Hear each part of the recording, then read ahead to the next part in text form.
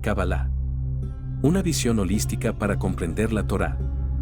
Curso impartido por el rabino Moshe Shlomo Yerushalmi. Buenas noches a todos. De nuevo tenemos el privilegio de reunirnos, estar conectados para estudiar un poco de Torá, alimento del alma.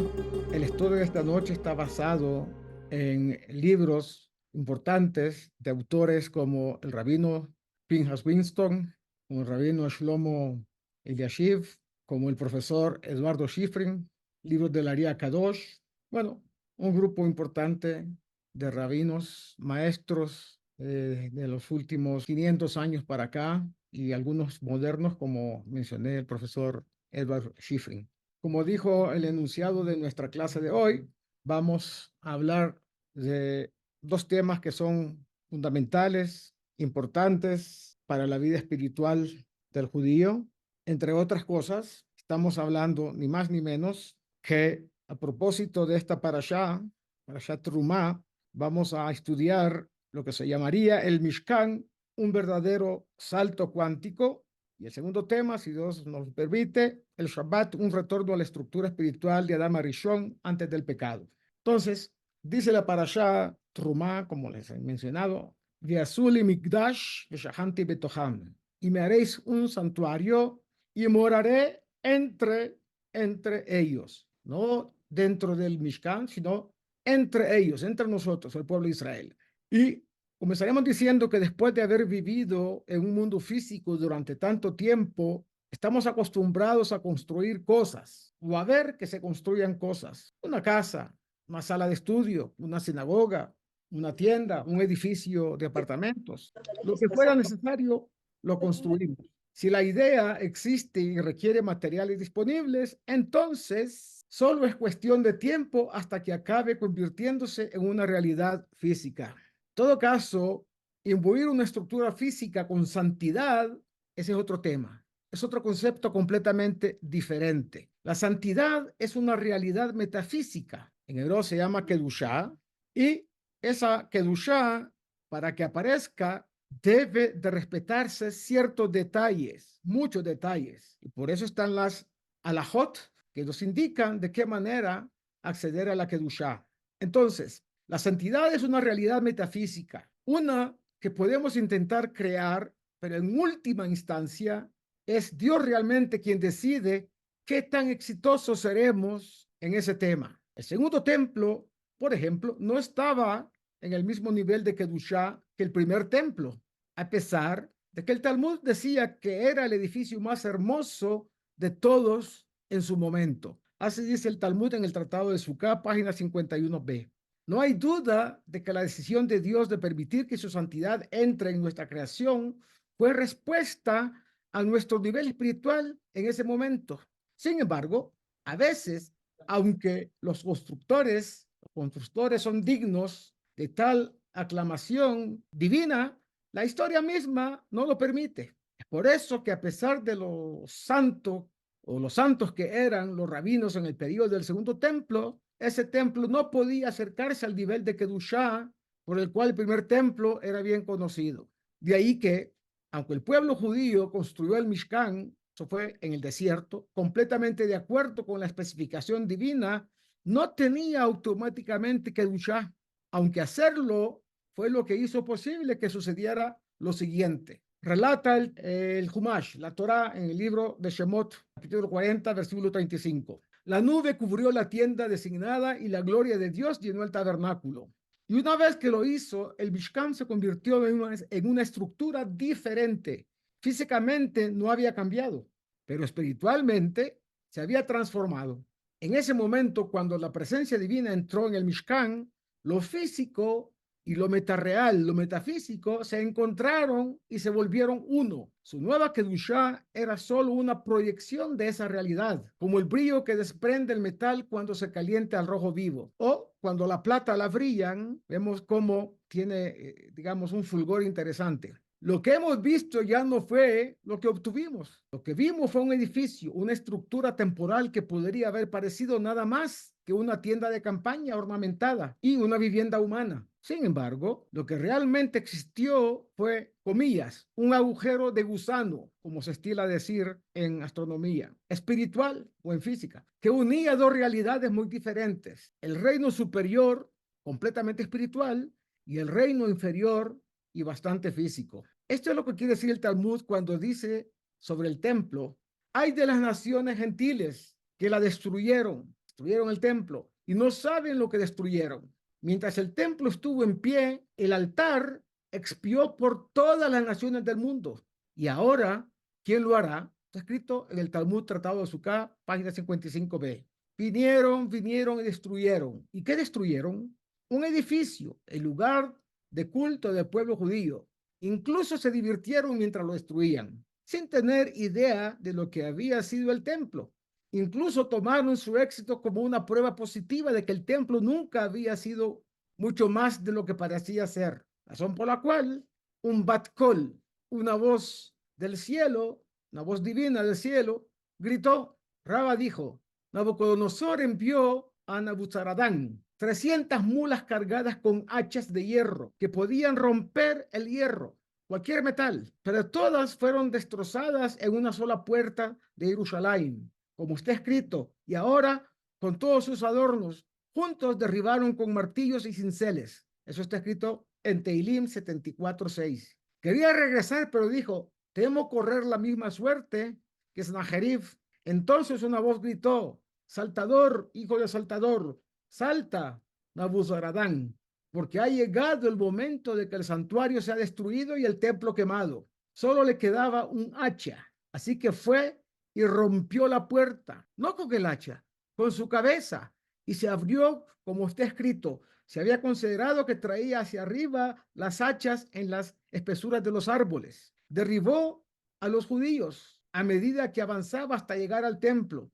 Al prenderle fuego trató de elevarse, pero fue expulsado del cielo. Como está escrito, Dios ha hollado a la Betulá, hija de Yehudá, como en un lagar.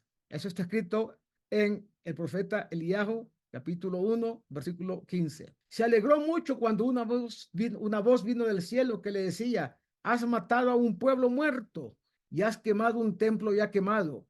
¿Tienes harina? Estás moliendo harina ya molida. Eso está escrito en el Talmud, Tratado Sanedrín 96b. En otras palabras, lo que viniste a obtener no es lo que viste, porque la presencia divina ya se había retirado de ello, y la conexión sobrenatural entre lo físico y lo metafísico se había cortado. A la humanidad le tomaría otros 3.200 años, más o menos, comenzar a comprender un poco lo que significó esa situación. Dice el versículo que me hagan un santuario para que pueda habitar entre ellos. Shemot 25:8. Albert Einstein es quizás el científico más famoso de este siglo.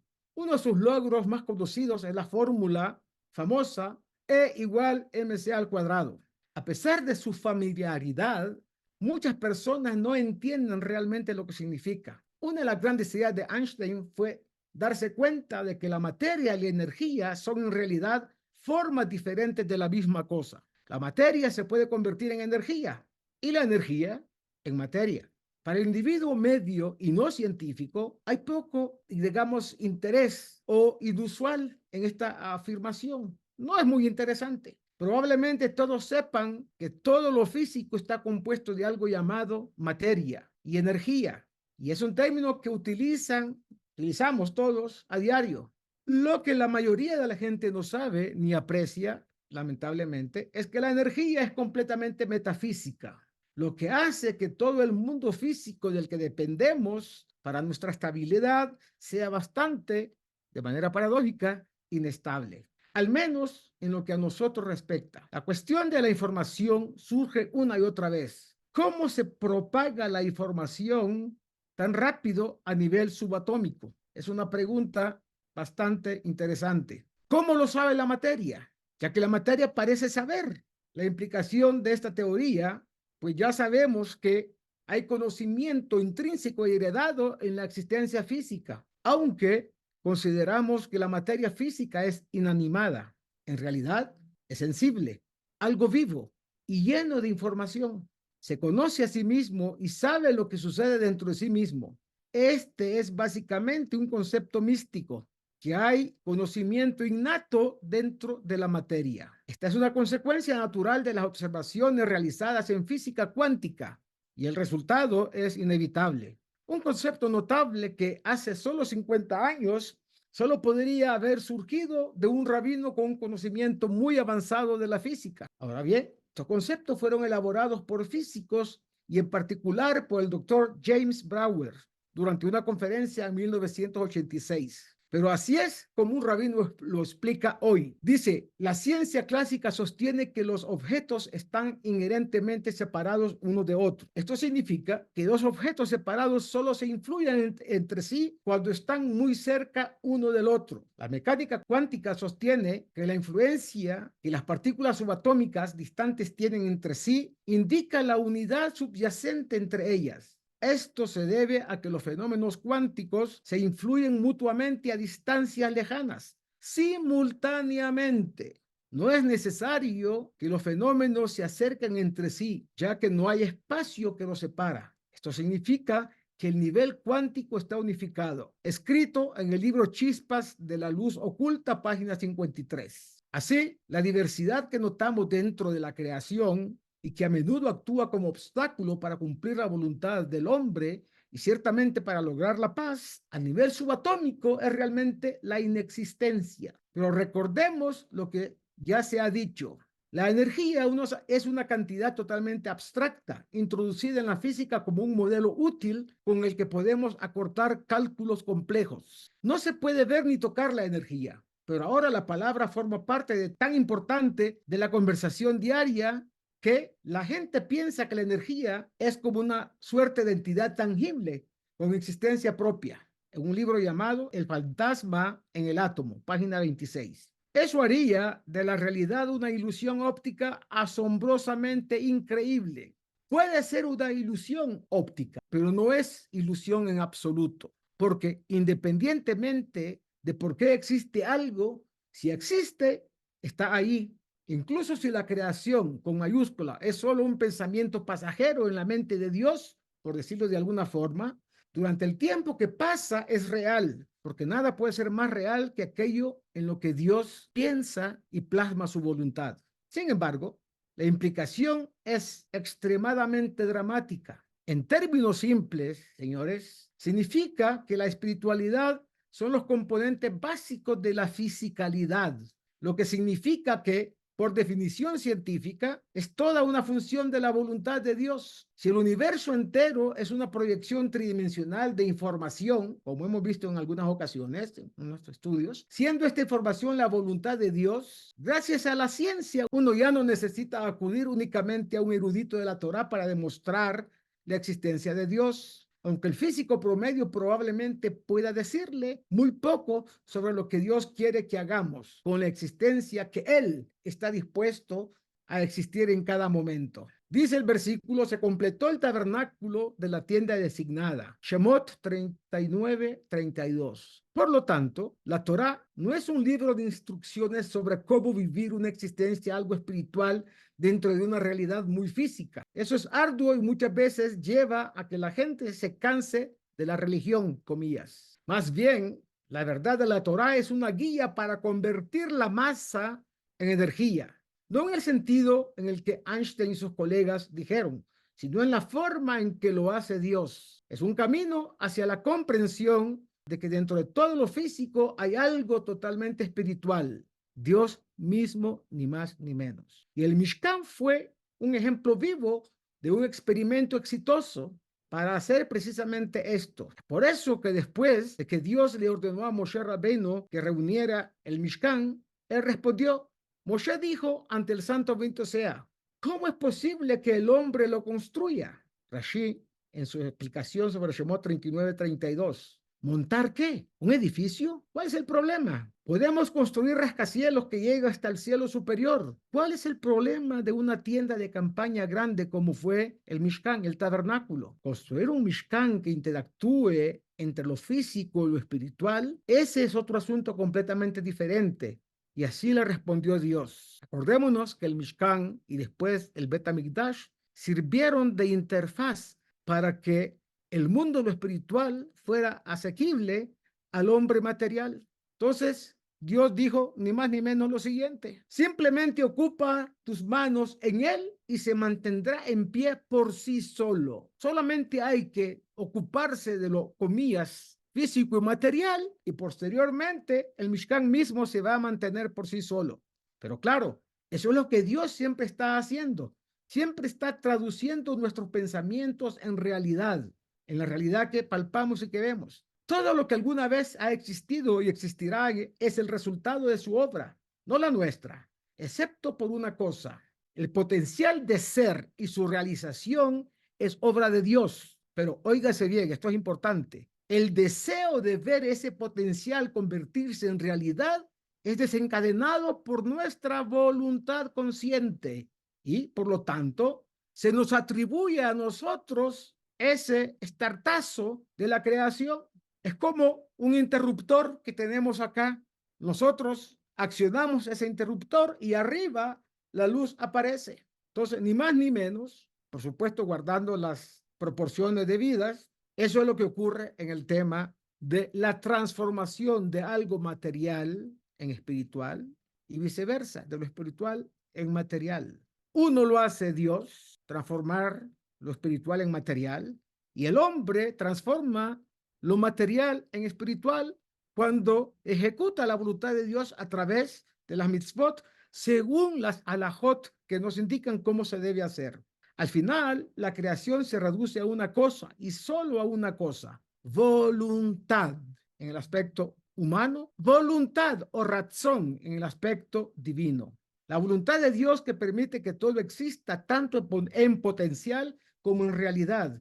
Y nuestra voluntad que determina, según la voluntad última de Dios, sí o no. El nivel A en realidad se convertirá en el nivel B. Dios le dijo a Moshe: dile a los hijos de Israel que cualquiera que desee traerme una ofrenda elevada, que lo haga. Shemot, capítulo 25, versículos 1 y 2. Habiendo dicho todo esto, volvemos al comienzo de la parashá, en la explicación de Rashi de este verso, que ahora parece mucho más profunda de lo que se percibía en un principio. Rashi, que viene solo para dar una explicación sencilla de las palabras, interpretó las palabras para mí, o sea, Juli, para mí, en el sentido de en mi nombre. Pero ¿no es eso exactamente lo que habría pensado el lector al leer el versículo? Si es así, entonces, ¿qué está agregando Rashi que aún no sepamos? Siftei Jajamim, un libro muy importante, explica que Rashi estaba preocupado por un dilema.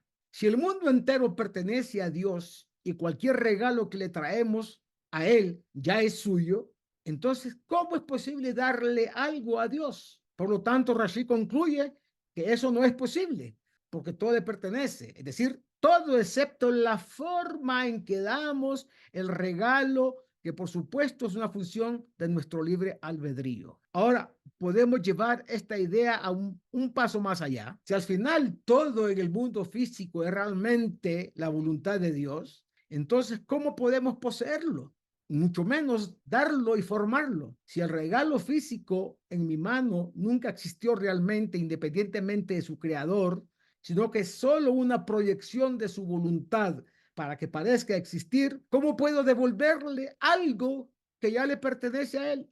La respuesta es que no podemos. Y además, eso no es lo que Dios quiere en principio. Como escribió el rey David, David Amelech: Dios está cerca de los que tienen el corazón quebrantado y a los abatidos de espíritu los salva. Eso dice Tehilim 34, 19. ¿Sí? La explicación tradicional es que Dios favorece a los humildes. Solo hay lugar en la creación para un Dios, y Él es Dios, por lo que cualquier otra persona que intente ocupar el puesto seguramente causará problemas y no beneficios. Sin embargo, en el nivel del Sod, es decir, del secreto de la Torá, este versículo se refiere a aquel que se entrega a la inevitable comprensión de que todo lo que podemos hacer en este mundo, que lo es todo, es la voluntad de llevar el bien del potencial a la realidad. El resto, como dice el Talmud, está en manos del cielo, como dice en Tratado de Brajot 34b. En otras palabras, esto es una expresión de uno de los conceptos cabalísticos más profundos de todos, el llamado Tzimtzum, la constricción de la luz del Ein Sof. ¿Cómo puede constreñir y dar medida a aquello que es infinito y sin límite alguno? El mismo término utilizado para describir la fuente de esa luz después de la constricción se llama Kav Ein Sof, la línea de la luz infinita. Entonces, él redujo su presencia, sin embargo, su presencia está conectada con esta Kav que se llama Kav, una línea de luz infinita. Eso sería el mayor oxímoron de todos los tiempos, porque la primera parte de la frase denota algo que es limitado, mientras que la segunda parte connota algo que no lo es. A menos, por supuesto, que el reino físico no sea lo que percibimos en la superficie, en la comillas realidad, sino más bien lo que la nueva ciencia está empezando a confirmar. Todo es voluntad con V mayúscula, VV, pura voluntad de Dios, o mejor aún, información o conocimiento de Dios y de la realidad física. El Tzimtzum no es otro que una proyección parcial de ese conocimiento fijado temporalmente en la forma que nuestra voluntad necesita que sea, acondicionado a nosotros, y en la medida en que algo actúe como un vehículo para dejar clara esta realidad. Y por eso es Kedushá, eso es santo, Kadosh.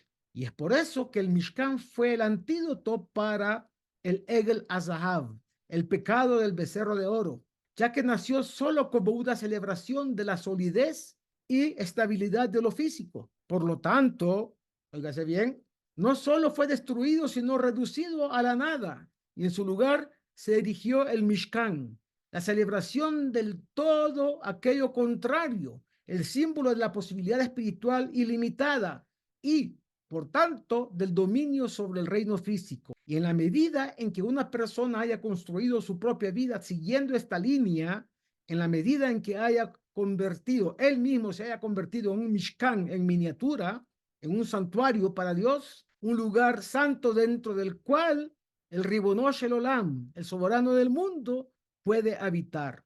En otras palabras, señores, el Mishkan fue la respuesta que Dios dio a la necesidad de algunas almas por ahí de ver y de palpar físicamente lo espiritual.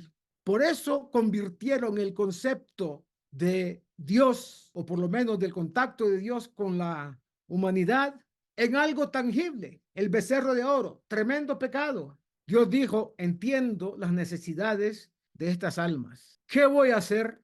Voy a hacer una réplica que permita la interrelación, interactuar al ser humano conmigo a través del Mishkan, a través de la santidad, donde la Shejinah, la presencia divina, se estaba posando, o dicho en palabras de los profetas, descansaba, comillas, la presencia divina en esa, digamos, casa que fue construida para que Dios pueda, de alguna manera muy práctica, interactuar con nosotros. Y lo dijeron de una manera bastante poética. Así como Dios hizo un espacio para que nosotros pudiéramos vivir e interactuar con toda la existencia, debemos de hacer un espacio nosotros, por supuesto, bajo la guía de Dios, para que podamos, ni más ni menos, que en este mundo físico y material, tener la opción, la posibilidad, el privilegio de interactuar con Dios cuando nuestros pies están sobre la tierra, nuestro corazón elevado al cielo, ¿sí? Y nuestra cabeza siempre pensando en términos espirituales. Ese es el Mishkan.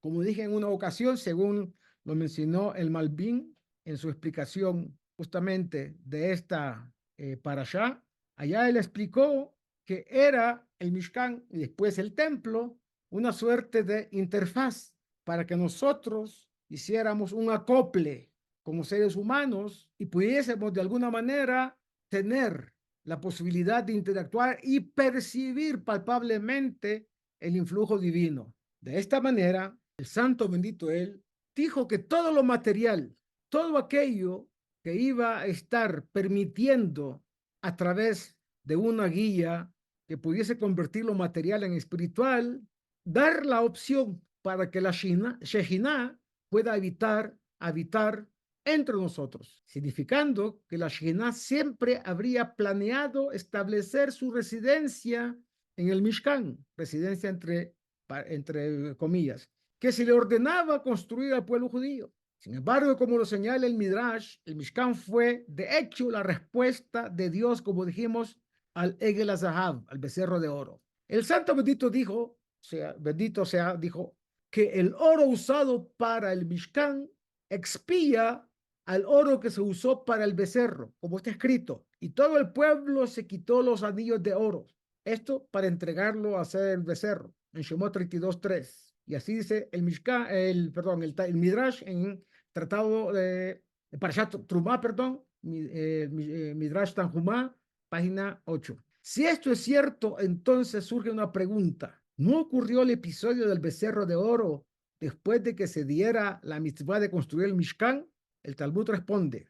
Resh Lakish dijo, el santo bendito sea, no inflige daño al pueblo judío hasta que primero haya hecho su terufá, ¿sí? Es decir, su remedio, como está escrito en Megilá 13b. En otras palabras, la Torá habla del Mishkan antes del episodio del becerro para informarnos que existió, al menos conceptualmente, antes del pecado del becerro y había sido preparado de antemano por Dios para estar listo para curar la enfermedad espiritual que resultaría del pecado del becerro de oro. Sin embargo, la construcción del Mishkan fue solo un remedio parcial para curar la enfermedad del becerro de oro, como se desprende de lo que Dios le dijo a Moshe Rabbeinu. Mirad, envío un ángel delante de ti para que te proteja en el camino y te lleve al lugar que he preparado. Shemot 23:20. Así se les informó que estaban destinados a pecar con el incidente del becerro de oro y que la Shekhinah entonces les diría, porque no subiré entre vosotros. Shemot 33:3, según lo explica Rashi. En otras palabras, antes del pecado del becerro de oro, la Shekhinah estaba preparada para morar dentro de cada judío. Cada judío habría sido su Mishkan personal, como Rashi explica más tarde. Esto cambió como resultado del becerro, porque dejó al pueblo judío vulnerable al pecado, a la idolatría, una situación intolerable para la Shekhinah y peligrosa para la nación judía. Era necesario un compromiso para permanecer entre el pueblo judío, pero no dentro de él. La Shekhinah ordenó entonces la construcción del acto que es ni más ni menos que construir físicamente el Mishkan. En otras palabras, Dios mismo ha dado la opción y la posibilidad para que el pueblo de Israel, por el hecho de haber pecado, tuviera también la posibilidad de la Teshuvah, para que la presencia divina estuviera allá entre ellos, que se pudiera construir un templo real en Eretz Israel, es decir, cuando llegaran a Eretz Israel. Aunque esto redujo en gran medida la experiencia personal de la Shekhinah, al menos dejó el espacio para que la Teshuvah existiera después del pecado. En cambio, en la realidad espiritual también se reflejó algo en el propio Mishkan. Dice así, no había ninguna divinidad intrínseca, ni siquiera en aquellos lugares donde se decía que habitaba su presencia. Dios no lo quiera, porque no se unificó con ellos para volverse uno de ellos, como lo hizo la luz de Ein Sof en el mundo de Atzilut. Esto es cierto, incluso para aquellas cosas que se consideran lugar santísimo, como el Arón HaKodesh, como el Kaporet, como los querubín, como las tablas de la ley, Lujot Abrit, sobre las cuales habitó su presencia, que su nombre sea bendito. Está escrito en Drushei Olam HaTohu, Helek Aleph, Drush, Hamesh, Siman, Sheva, Ot, Arba. Es decir, allá está consignada en esta explicación, en este libro, lo que realmente estaba ya en el pensamiento divino antes de que ocurriera incluso el pecado mismo del becerro de oro. Algunos términos requieren definición. Ya sabemos, En Sof significa el infinito, una referencia a la luz infinita de Dios que precedió a la creación, hizo la creación y es la base de toda la existencia. Atzilut es el cuarto nivel más alto de existencia. Así como una sola alma tiene 5 niveles, Nefesh, Ruach, Neshama, Hayah y Equidad, de la misma manera la existencia tiene 5 niveles de la realidad. Así ya el mundo de la acción, Yetzirah, en orden, el mundo de la formación, Beriyah, el mundo de la creación, Atzilut, el mundo de las ideas, y por último, Adán Kadmon, de abajo hacia arriba. Nuestro universo, por muy vasto que sea, reside en el nivel más bajo de hacia todo el universo que conocemos, los astros, todo lo que usted pueda ver, la galaxia, que ni siquiera conocemos en realidad, muy pocas de ellas. La versión de la creación hilo de la Torah se llama Yesh Me'ayin. Entonces, eso es algo de la nada. En Kabbalah, explican nuestros sabios, se da una explicación sobre esto que significa que los tres niveles más bajos de Asiyah, Yetzirah y Beriyah, al ser físicos se llaman Yesh, es decir, hay, algo hay. Y proviene del nivel de Atzilut, que al ser completamente espiritual se llama Ayin. Ayin significa, no, ojo, eso es con Ayin, es Ayin con Aleph. Esto se debe a que, en comparación con la realidad física de Asiyah, Yetzirah, Beriyah, Atzilut es como si no existiera en el plano físico, volviéndose muy espiritual. Por muy santo que fuera el Mishkan y el servicio que se realizaba con él, su nivel de santidad no era intrínseco, siendo parte del mundo de Asiyah. O sea, el Mishkan siendo espiritual, siendo la conexión, la interfaz para entrar en el nivel de lo espiritual, al estar en el mundo físico, imagínense ustedes, debería considerarse eminentemente físico de manera intrínseca y no como la santidad que para nosotros representa el Mishkan mismo en el mundo que conocemos. Por lo tanto, el incidente del becerro de oro aseguró la separación total entre lo físico y lo espiritual y hizo que esto permaneciera como lo hace hasta el día de hoy. Eso también es cierto para la Torá que poseemos, en la que habita su santa luz, bendito sea su nombre. Así dice Drushei Olam Atohu Helek Aleph Drush Hei Siman Sheva Ot Arba. Por lo tanto, incluso la Torá que poseemos, que está al nivel de Luchot Sheniot, son las segundas tablas de la ley, segundo conjunto de tablas, carece de la santidad intrínseca que tenían las primeras. Debe ser tratado de manera santa, pero todavía no está en el mismo nivel de santidad asociado con las primeras tablas, Luchot Rishonot. Las primeras tablas se llamaban Torat Hashem, la Torá de Dios. Las segundas tablas se llaman Torat Moshe, la Torá de Moshe. Esto se debe a que mientras tanto su luz principal está solo en Atzilut arriba y desde donde emana hacia abajo y habita en el lugar santísimo, como dice, y deberían construirme un santuario y yo habitaré entre ellos. Por eso al templo solo se le llama el estrado de sus pies, entre comillas. O sea, la parte más baja de la espiritualidad se encuentra allá, no la esencia de la divinidad. Como dice, para edificar una casa donde resida y estrado para los pies de nuestro Dios, como está escrito en el Tanaj, Divrei Ayamim 1, versículo 28. Y honraré el lugar de mis pies, como dice el profeta Yeshayahu 60:13. Es decir, Dios está hablando al profeta. Lugar de mis pies significa un nivel inferior de la presencia divina. Esto se debe a que la luz principal está en Atzilut, como dice, has hecho del Altísimo tu morada, Tehilim 91:9. Drushei Olam Atohu Helek Aleph Drush Hei, Siman Sheva Ot Arba. Como se mencionó anteriormente, en toda la creación que incorpora mucho más que nuestro vasto universo, hay 5 niveles de existencia. Los 3 inferiores, Beriyah, Yetzirah y Asiyah, corresponden al mundo físico en el que vivimos. Al ser físicos, no pueden ser intrínsecamente santos y por lo tanto cualquier luz divina que contengan, comillas, es más una proyección de Or en Sof que la luz misma, una proyección de esa luz. El reino por encima de estos 3 niveles más bajos, que se llama Atzilut, es completamente espiritual y por lo tanto intrínsecamente santo. En este nivel, Or en Sof se ha unificado con la realidad espiritual, haciendo que este nivel de existencia sea totalmente espiritual y eterno, y por lo tanto parte del mundo venidero.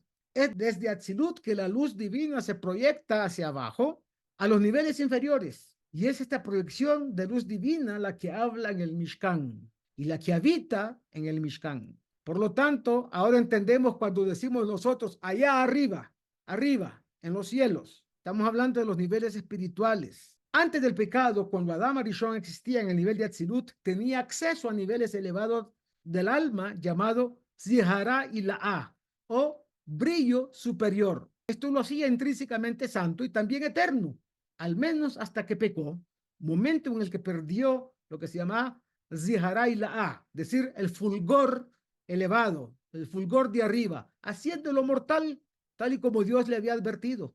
No comerás del árbol de la ciencia del bien y del mal, y el día que de él comieres, ciertamente morirás. Bereshit 2:17. Según el Talmud, el pueblo judío recuperó este gran nivel espiritual cuando dijeron al recibir la Torá, Naaseh benishma, Naaseh, haremos, benishma, y luego entenderemos. Haremos y entenderemos. Shemot 24:7. Aparentemente, la experiencia de recibir la Torá directamente de Dios los elevó hasta el punto de que pudieron revertir el impacto del pecado de Adán Arishon y volverse inmortales. Sin embargo, eso también había sido una experiencia fugaz, al igual que Adán Arishon antes que ellos. Ellos también pecaron esta vez con el becerro de oro. En consecuencia, volvieron a su antiguo nivel espiritual y volvieron a ser mortales. La Shejinah ya no podía habitar dentro de ellos, por lo que fue necesaria la construcción del Mishkan. Antes la Shejinah estaba dentro del cuerpo del judío. O sea, estaba imbuido el cuerpo, imbuido de esa santidad de la Shejinah misma. Por el pecado, tuvieron que construir algo físico externo al hombre mismo para que ahí la presencia divina morara y descansara, el Mishkan.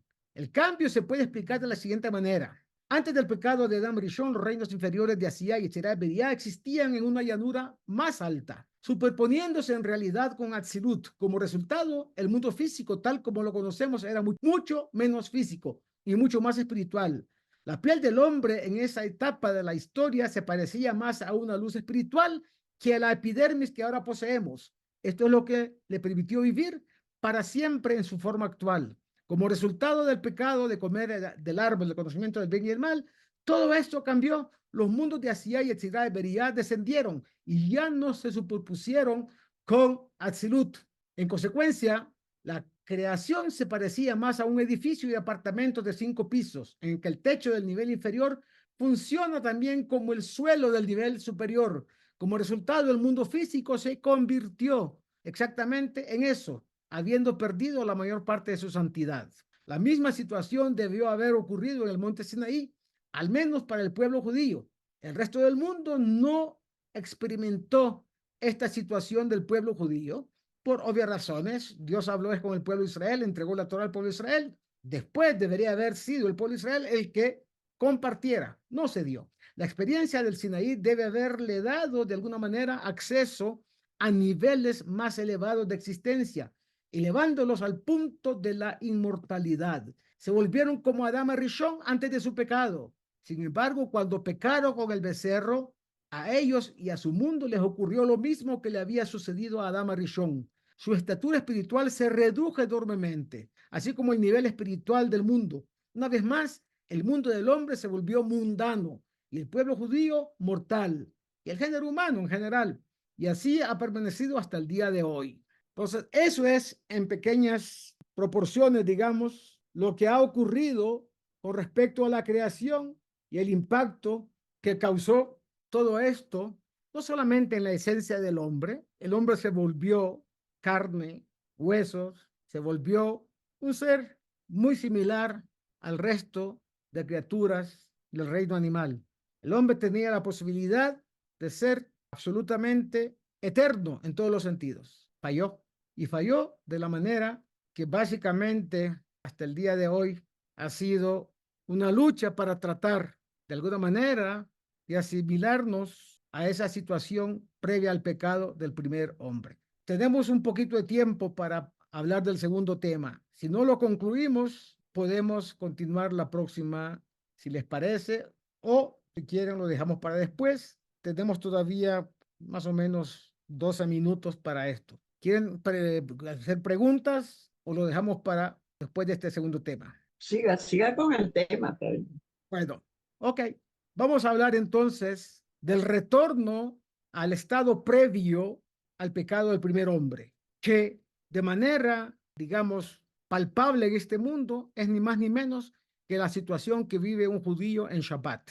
La experiencia del día séptimo es Me'en Olam Haba, como una posibilidad de estar allá experimentando cada semana un poquito de lo que el primer hombre realmente era en su momento. Entonces, la idea es comprender el motivo del Shabbat y su importancia. Entonces, en esta sesión vamos a intentar formular algunas preguntas. ¿Por qué se dieron los mandamientos del Shabbat? ¿Por qué la violación del mandamiento del Shabbat también se castiga con la muerte llamada karet y la forma más severa de castigo? A primera vista, si un judío trabaja en Shabbat, no hace ningún daño a otra persona, no mata, no roba, no comete idolatría. Al mismo tiempo, el asesinato y la idolatría se castigan con la muerte y la violación del mandamiento del Shabbat también con la muerte física cuando estaba el Sanedrín o como karet, que se llama muerte por mano de Dios, por mano del cielo. De esto podemos concluir que la violación del mandamiento del Shabbat es un crimen tan grave a los ojos del Todopoderoso y por esa razón ambos, lo que hemos estudiado, tienen pena de muerte, comillas, por la gravedad del caso. En la Torah leemos, y tú habla a los hijos de Israel y diles, solamente guardad mi Shabbatot, porque señal será entre mí y ustedes, entre mí y vosotros, para vuestras generaciones. Habrán de saber que yo, el Eterno, os santifico. Parashat Ki Tisa, capítulo 31, versículo 13. Segundo, entre mí y los hijos de Israel es para siempre una señal de que en 6 días creó el Eterno los cielos y la tierra, y en el séptimo día cesó su obra creadora y le insufló espiritualidad. Parashat Ki Tisa 31:17. 3. Porque en 6 días hizo Adonai los cielos y la tierra, el mar y todo lo que en ellos hay, y descansó de su obra creadora, es decir, cesó, no es que descansó porque estaba cansado, cesó su obra creadora el séptimo día. Por tanto, el Señor bendijo al día de Shabbat y lo santificó. Parashat Yitro, que leímos la semana pasada, 20:11. Pues antes de analizar las citas de la Torá, habría que recordar a todos los que me escuchan que según la Kabbalah, la información, es decir, la información que hay en la Kabbalah, lo que el mundo creado por Dios antes que creación fue información, y en ese momento creó a Adán, el primer hombre, y esa creación tuvo lugar en la zona de información de la Sefirá de Malhut del mundo de Atzilut. La creación de los mundos, Briá, Yetzirá y Asiyá, fue el resultado del pecado de Adán Arishon, como vimos hace un rato. Es decir, por su pecado, Adán fue castigado con la muerte. Eso también lo estudiamos. Pero cuando Dios le dijo, del árbol del conocimiento del bien y del mal no comerás de él, porque el día que de él comieres, ciertamente morirás. Bereshit 2:17. Además, Adán fue castigado con el trabajo. Y al hombre le dijo, por cuanto escuchaste a tu mujer y comiste del árbol del que te mandé, diciendo, no comerás de él, maldita sea la tierra por tu bien. Con trabajo comerás de él todos los días de tu vida. Con el sudor de tu rostro comerás el pan hasta que vuelvas a la tierra, porque de ella fuiste tomado, porque polvo eres y en polvo te convertirás, al polvo volverás. En realidad, Adán Arishon y su esposa comenzaron a trabajar inmediatamente después del pecado, incluso antes de recibir el castigo. Y se abrieron los ojos de ambos y conocieron que estaban desnudos, y cosieron hojas de higuera y se hicieron una especie de, aquí dice cinturones, hagorot, pero era más o menos como unas faldas. Teniendo en cuenta que el objetivo general de la creación es el retorno al estado de Adán Arishon antes del pecado, podemos analizar las citas antes mencionadas de la siguiente manera. Según eso, el Todopoderoso está diciendo a los hijos de Israel, debéis saber que yo creé el primer hombre para actualizar los conceptos del espacio de información y para que él pueda comunicarse conmigo. Se suponía que no debía hacer ningún trabajo físico excepto servir a Dios. Al pecar, me obligó ¿a qué? Me obligó a transformarlo y a trabajar durante 6 días creando los mundos de Briá, Yetzirá y Asiyá.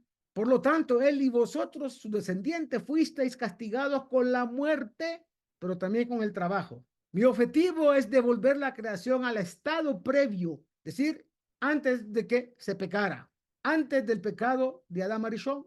Os doy el mandamiento de Shabbat. En este día no debéis trabajar y debéis dedicar todos vuestros pensamientos a mí, exactamente como lo hizo el primer hombre antes del pecado. Al darte el mandamiento del Shabbat, te estoy haciendo santo, absolutamente diferente de otras naciones. Estoy bendiciendo el día de Shabbat, abriéndoos los canales de información y santificándolo, haciéndolo diferente de todos los demás días. Este día debe regir todos los días de la semana. Shabbat es un regalo que te estoy dando. Pero si no quieres cumplir el objetivo general de mi creación, tu existencia no tiene sentido para mí y serás castigado con la muerte y con caret. ¿Están entendiendo? Eso es el meollo de todo el tema de Shabbat. Nada que tenga que ver con la realidad del día de Shabbat que nos presentan ahí de manera, pues, como lo conocemos. De lo mencionado anteriormente se desprende que el objetivo del Shabbat es devolver al pueblo judío y mediante él a todo el género humano al estado de Adán Rishon antes del pecado. Y hay varias pistas al respecto en diferentes fuentes. Veamos. El profeta Isaías dijo sobre el Shabbat, capítulo 58, versículo 13. ¿Qué fue lo que dijo? Lo honrarás al no ocuparte de tus propios asuntos. El día Shabbat no debemos de ocuparnos de nuestros propios asuntos. Al no buscar tus propias necesidades, al no buscar trabajar ni discutir aquello que está prohibido. En la filosofía de Chabad, el Shabbat se considera igual que el árbol de la vida. En el Zohar se dice que el Shabbat es igual a toda la Torá. Me gustaría continuar explicando algunas justificaciones para la tesis de que el objetivo principal del mandamiento del Shabbat es devolver al pueblo judío al estado de Adán antes del pecado. En la Torá leemos, ahora el Señor Dios tomó al hombre y lo colocó en el jardín de Edén para trabajarlo, la avod en hebreo, y cuidarlo, lishmorá en hebreo. Génesis 2:15. 2. Recuerda, Zahor, el día de Shabbat para santificarlo. Éxodo 20, versículo 8. Capítulo 20, versículo 8. 3. 6 días podrás trabajar, ta'abod en hebreo, y realizar toda tu labor, todas tus necesidades. En este caso, labor se llama melajá, no abodá. Melajá en hebreo. Éxodo 20, versículo 9. Pero el séptimo día es Shabbat para el Señor tu Dios. No realizarás ningún trabajo, es decir, melajá.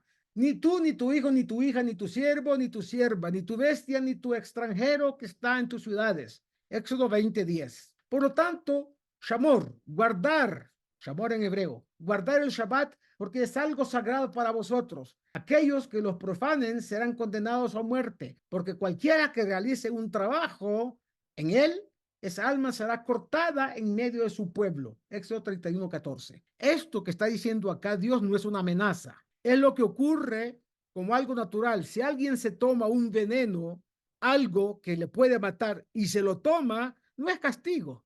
Es la consecuencia de haberse tomado algo que lo iba a matar. Lo intoxica tanto que lo mata. Por lo tanto, cualquiera que realice un trabajo, esa alma será cortada de en medio de su pueblo.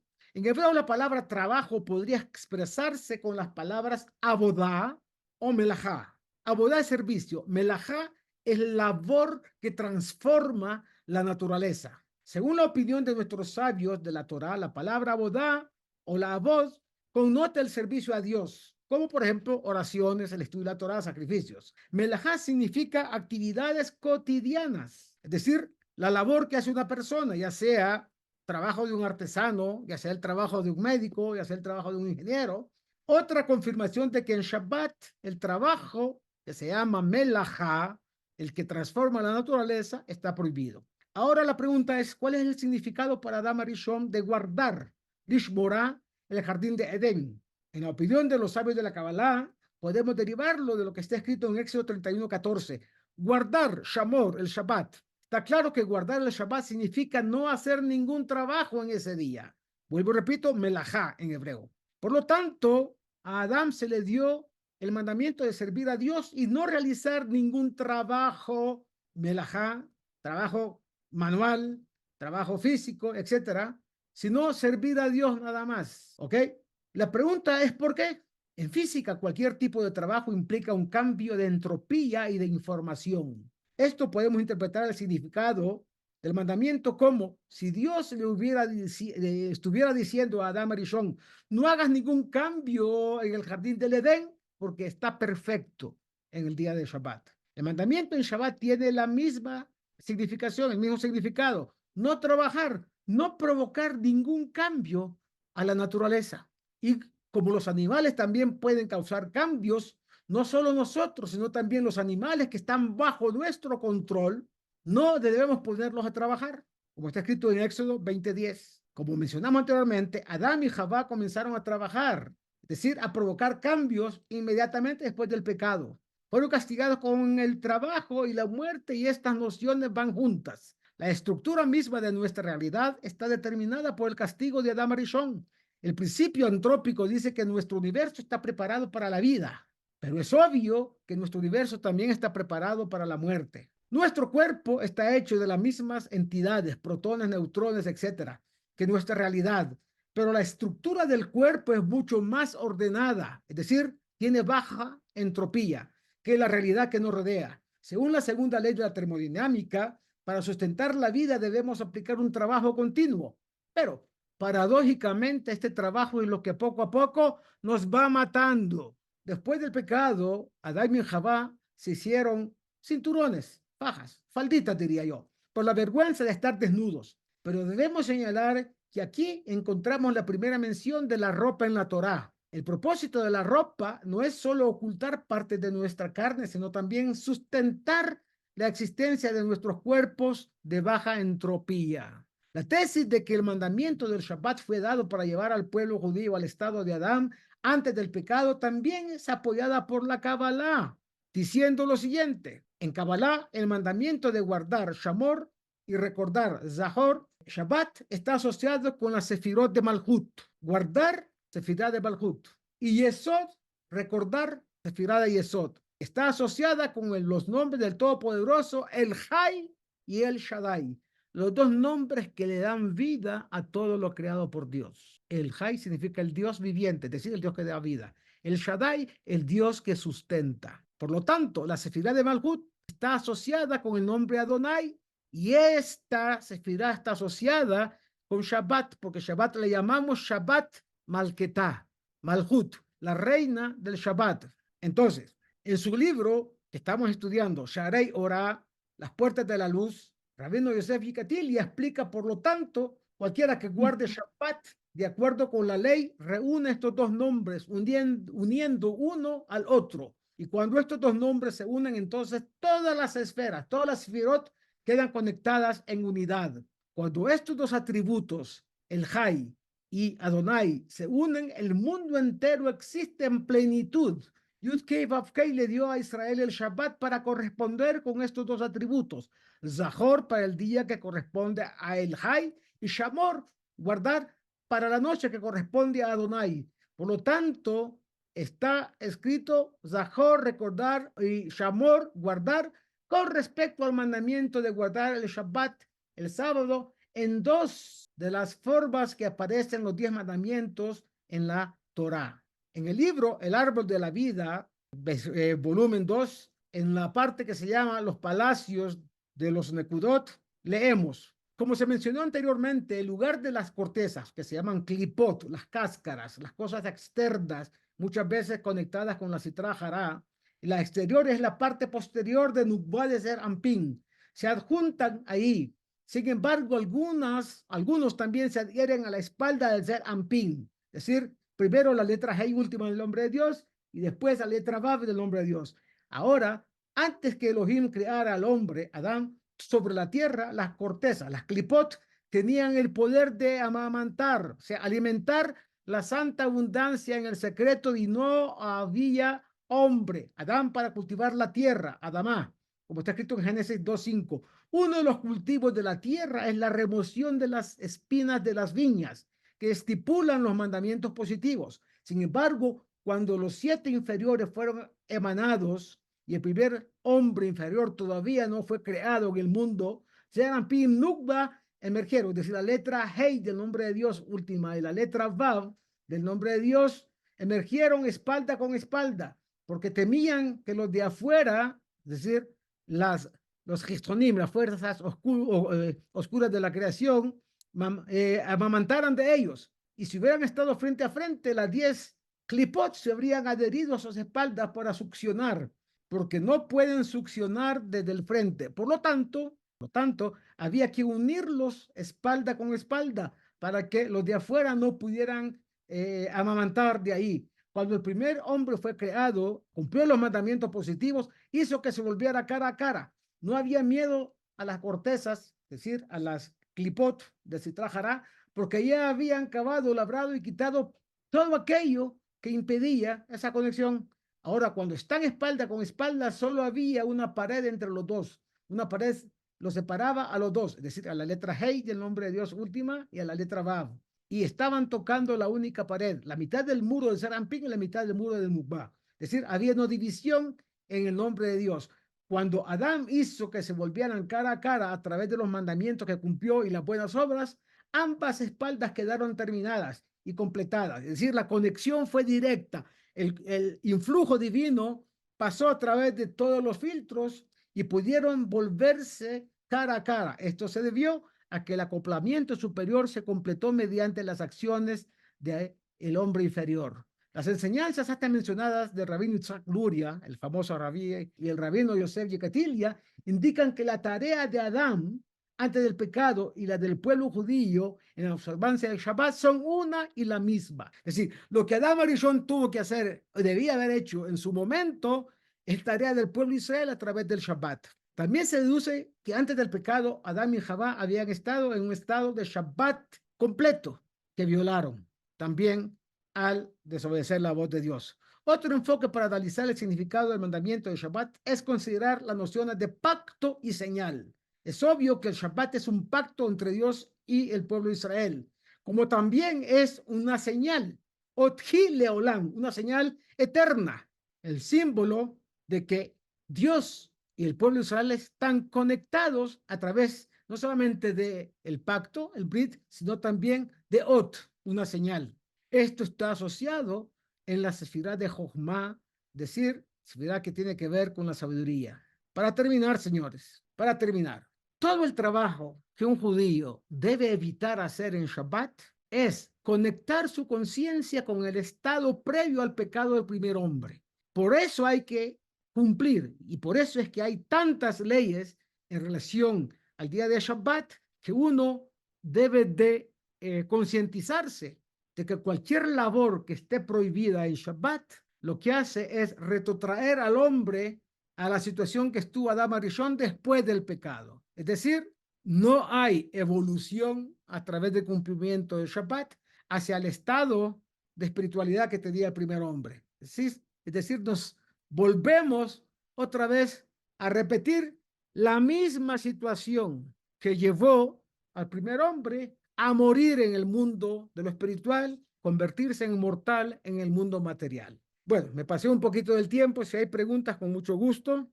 De lo contrario, no habrá respuestas. Lógica, muy simple lógica. Denso esto, ¿no? Pero esto es importante saberlo.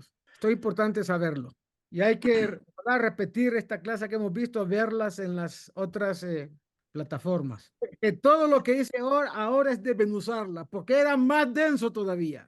Así como está, digamos, la Amazonía, cuando no la maltratan ni queman los árboles ni nada, hay que cuidar esto que está denso, pero también hay que entender que lo que está consignado en lo que realmente es toda esta gran información que la volví un poquito, perdón, comprimida, comprimirla, doctor María, no días, no semanas. Hasta que no fue entregada las tablas de la ley, no hubo manera de liberar completamente los caminos para que el pueblo de Israel se elevara por encima del estatus que tenía Adán Arishon después del pecado. Es decir, llegar a antes de ese pecado. Y es lo que debemos de hacer cada semana a través del Shabbat. Entonces, la conciencia de Adán Arishon la podemos nosotros, de alguna manera, adquirir, acceder a ese estado cuidando Shabbat. Para eso hay que estudiar todas las leyes de Shabbat, evitar pasar por 39 avot melajá, 39 tipos de trabajo que se dividen en otros 39, más otros 39. Entonces el número 39, la metet, es importante, porque eran los trabajos que necesitaba los Leviim y el pueblo de Israel para construir el Mishkan. Esos trabajos son los que en Shabbat no se deben hacer. En algún momento, si ustedes quieren, los estudiamos para que vean las connotaciones que tiene cada uno de ellos en el impacto negativo que pueden hacer en nuestra alma. Creo que debemos estudiarlo en algún momento. Sí, muy Pero es importante. importante adquirir la conciencia. Lo que les estoy diciendo ahorita es adquirir la conciencia de lo que significa el Shabbat en términos realmente profundos. Transgredir Shabbat, digamos, eso de que se corta la vida al caret, hay grados, digamos, una persona que cumple hasta cierto punto, pero transgrede algo, no es lo mismo que la transgrede totalmente, o con el hecho de transgredir una cosa ya, Es ya verdad, se lo que parece. dices. Con el hecho de transgredir uno, se fue todo el edificio, se cayó. Digamos, la persona que va a la sinagoga en carro, pues ya digamos cumpliendo todo, pero va a la sinagoga y no es lo mismo que la que, digamos, se va de rumba o para Hay ese efecto. niveles. Para efectos del comienzo de transitar el camino del retorno a la conciencia de Adán Rishon antes del pecado, hay pasos, hay caminos. Por supuesto que sí, yo no quiero entrar en esos detalles porque es complicado. Por supuesto que es mejor venir a la sinagoga que irse a la discoteca, aunque en ambos casos vaya en carro, ¿me entiendes? Lo ideal es vivir cerca de la sinagoga, caminar a la sinagoga. La sinagoga es apenas uno de los temas conectados con Shabbat, la tefilá de Shabbat, que son 4 tefilot en el día de Shabbat, ¿me entiendes? Pero lo que estamos hablando acá en relación a los trabajos que se hacían en el Mishkan para construirlo, son 39 trabajos. O sea, está prohibido cocinar, está prohibido tejer, está prohibido pintar, está prohibido untar, Escribir.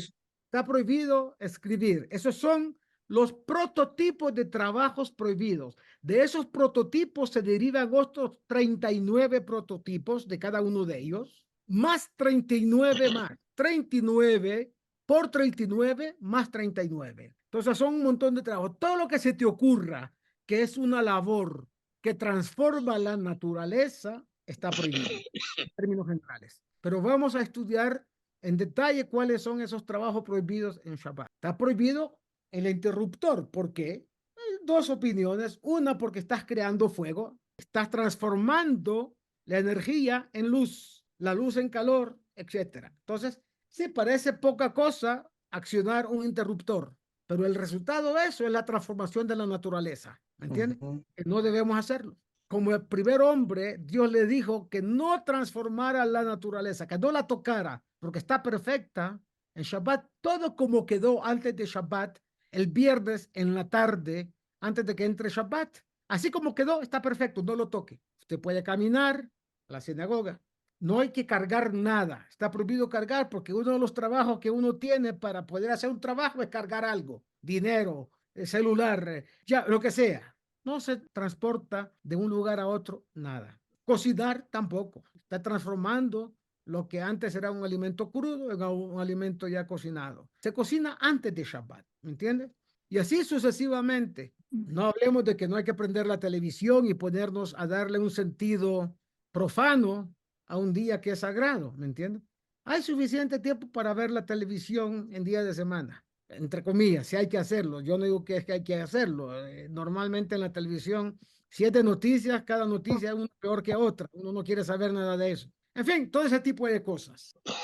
Es para reflexionar sobre Dios, sobre la vida, para leer Teilim, para comer con placer los alimentos que se cocinaron antes de Shabbat, para compartir en familia. Normalmente las familias modernas y su hogar, normalmente el hogar es como una parada de autobús donde la gente va allá para tomar el bus. Bueno, la gente viene a la casa, cada uno para hacer su cosa que tiene que hacer, y entonces uno no tiene el tiempo de ver a su hermano, a su pareja, a sus hijos. ¿Por qué? Porque cada uno está en las labores cotidianas de la semana.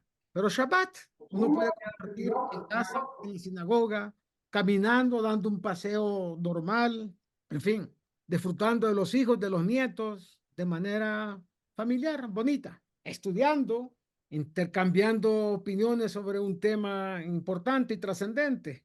Todo ese tipo de cosas es un momento para reflexionar. Ustedes saben que la hermana de el dueño de Facebook y de todas estas enormes empresas que tienen que ver con tecnología y con Internet, la hermana de él, que es directora, creo que directora del departamento humano de la compañía, exige que todos se desconecten de los celulares, de los computadores, un día a la semana. Normalmente ella aconseja a los judíos que sea el Shabbat, desconéctese de todo lo que tiene que ver con tecnología, pero puede tomar cualquier otro día, tomar un día de descanso de todo lo que lo ata a tecnología, al trabajo cotidiano, a la rutina. El alma necesita, la mente necesita, el intelecto necesita, el cerebro necesita desconectarse de las tareas de todos los días. Shabbat es para estar con uno mismo, con su propia alma, con la familia, con las almas de la familia, es decir, en un plano espiritual íntegro. Y eso es lo bonito del Shabbat. Es un regalo. La Torá dice que Dios entregó un regalo al pueblo de Israel entregándole el Shabbat. Séneca decía de manera cínica que los judíos desperdiciaban una séptima parte de su vida. Séneca, de forma cínica, eso me lo acabo de inventar, pero Séneca sí lo dijo, que los judíos eran gente rara, desperdician la séptima parte de su vida. Es decir, porque Shabbat no hacían ninguna labor, pero descansaban y le daban a la rutina un descanso importante. Y al alma también se nutría de la espiritualidad. Por eso dice que Dios en el día séptimo, Shabbat, no Shabbat, Shabbat significa cesó su obra creadora, Vayinafash, y le entregó Nefesh, le insufló espiritualidad. Nuestra alma se nutre, se retroalimenta, es justamente con el día del Shabbat. Si hay alguna otra pregunta, y si no, les deseo un tremendo y lindo Shabbat, todas las bendiciones, todas las fuentes de vida del Creador, los días de vida de cada uno, los años de vida de cada uno y de los seres queridos que están alrededor. Shabbat shalom. Shabbat shalom. Gracias, Rabino. Kabbalah, una visión holística para comprender la Torá. Curso impartido por el rabino Moshe Shlomo Yerushalmi.